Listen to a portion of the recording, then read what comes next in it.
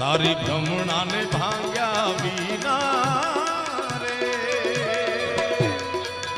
એ જ ભવના ફેરા નહીં તો મળે.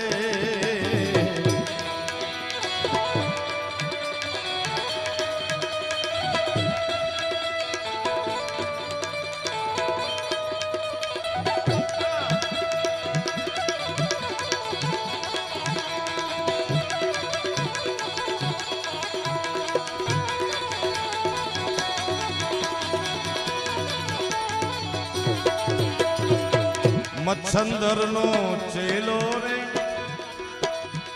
એ જ જતી ગોરક્ષે ગોલિયા રે.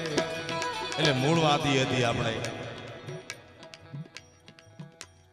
મનુષ્યનો અવતાર એક આપણને સમજણ વાળો મળે છે કે આવતા અવતાર માટે આપણે કાંઈક કર્મનું એવું